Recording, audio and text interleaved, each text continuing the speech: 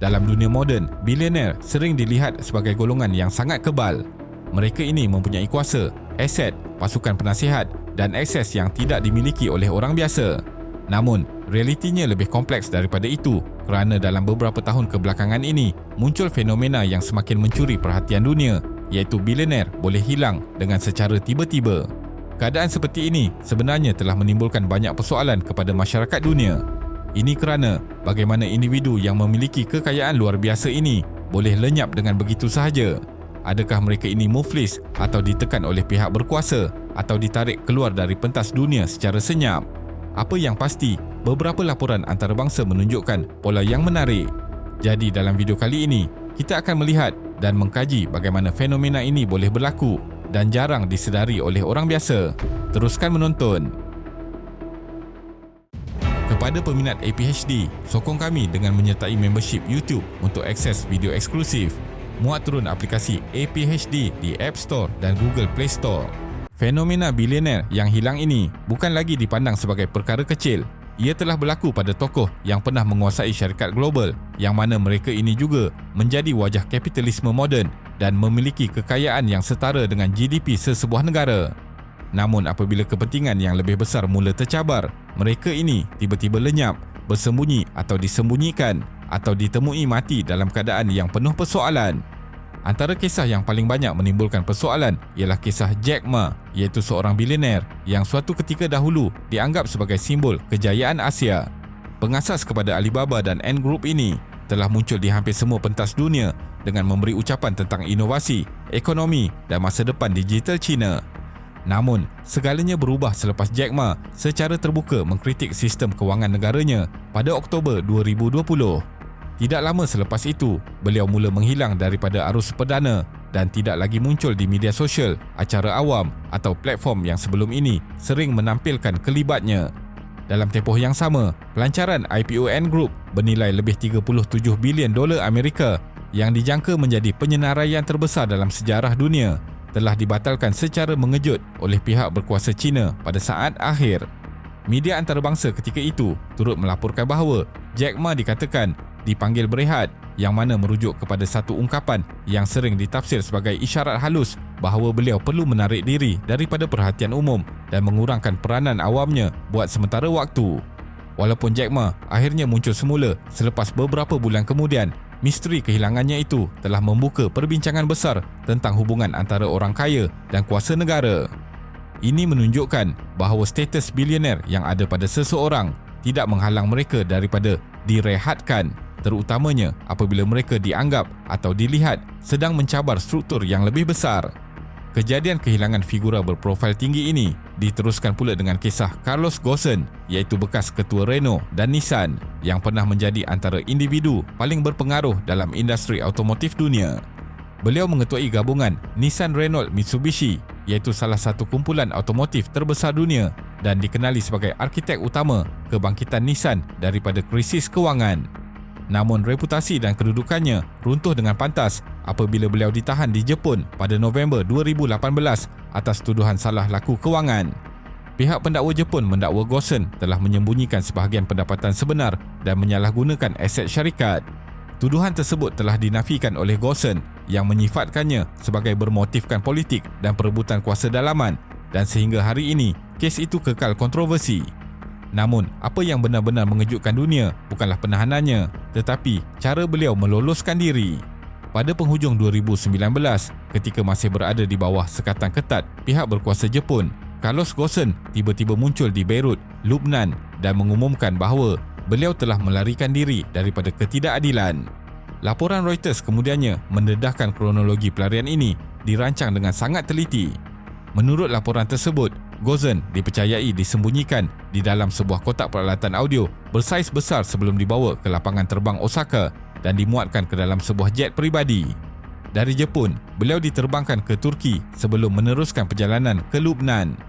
Operasi ini berjaya memintas pemeriksaan imigresen dan keselamatan, termasuklah sistem X-ray, sekaligus menjadikannya antara pelarian eksekutif korporat paling berprofil tinggi dan paling berani dalam dekad ini.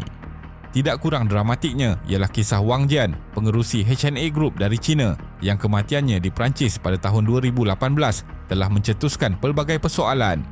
Menurut laporan Reuters, Wang terjatuh dari sebuah tembok ketika melawat sebuah pekan kecil di Perancis dan kematiannya diklasifikasikan sebagai kemalangan oleh pihak berkuasa tempatan.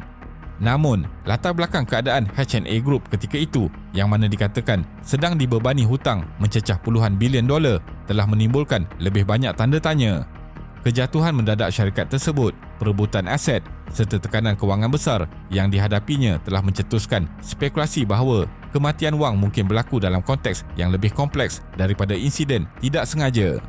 Fenomena ini menjadi semakin kabur dengan kehilangan Baofan, seorang bilioner Cina dan tokoh penting dalam dunia pelaburan teknologi Asia. Pada Februari 2023, syarikat yang diasaskannya, China Renaissance, mengesahkan kepada media bahawa mereka tidak dapat menghubungi Baofan. Pengumuman itu mencetuskan panik dalam pasaran dan menyebabkan saham syarikat tersebut menjunam dalam tempoh singkat. Menurut laporan media antarabangsa, kehilangan Baofan berlaku ketika beberapa tokoh kewangan dan eksekutif teknologi di China sedang berada di bawah siasatan dan pemantauan ketat pihak berkuasa.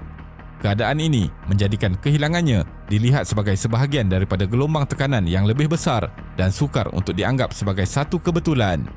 Walaupun setiap kes ini berlaku dalam konteks dan negara yang berbeza, terdapat satu corak yang jelas dalam menghubungkan semuanya, yang mana kelihatan para bilioner ini sedang bergerak dalam kitaran nasib yang sama. Hampir setiap kisah bermula apabila mereka mengambil satu langkah yang dianggap mencabar arus sedia ada, sama ada melalui kritikan terbuka terhadap kerajaan mahupun pendedahan isu dalaman korporat atau keputusan perniagaan yang bercanggah dengan kepentingan pihak yang lebih berkuasa. Apabila individu yang memiliki kekayaan dan pengaruh luar biasa ini mula mengganggu keseimbangan sistem yang telah lama terbina, perhatian terhadap mereka berubah menjadi tekanan. Tekanan itu pula tidak berhenti sebagai amaran sahaja, sebaliknya berkembang menjadi situasi yang membawa kepada kehilangan, pengasingan atau kejatuhan yang sukar dijelaskan secara terbuka. Ada yang menghilang daripada pandangan umum seperti Jack Ma, ada yang memilih untuk melarikan diri seperti Carlos Ghosn dan ada juga yang mati secara mengejut seperti Wang Jian ketika syarikatnya sedang bergelut dengan tekanan kewangan besar.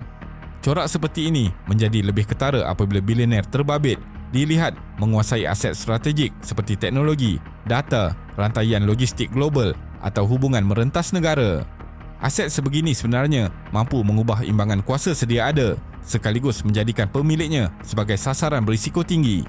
Mereka yang menyimpan terlalu banyak maklumat sensitif, sama ada berkaitan perniagaan atau politik, mudah bertukar menjadi liability.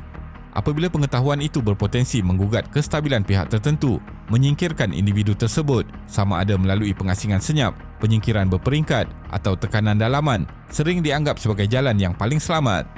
Dalam sesetengah kes, kejatuhan itu datangnya dari dalam, apabila konflik dalaman, perebutan kuasa atau pertembungan kepentingan dalam kalangan orang terdekat sendiri mencetuskan keruntuhan yang mendadak. Namun dalam semua kisah ini, satu hakikat tetap sama dan tidak boleh dinafikan, iaitu mereka tidak sama sekali jatuh kerana kehabisan wang, tetapi kerana kuasa yang mereka miliki mula bertembung dengan kuasa yang lebih besar. Dan di sinilah puncanya menjadi semakin jelas, di mana kehilangannya mereka ini tidak dilihat sebagai satu kebetulan, tetapi berpunca daripada persilangan antara kuasa, kepentingan dan rahsia besar yang mereka pegang. Dalam konteks global, persaingan kuasa ini memainkan peranan yang sangat besar.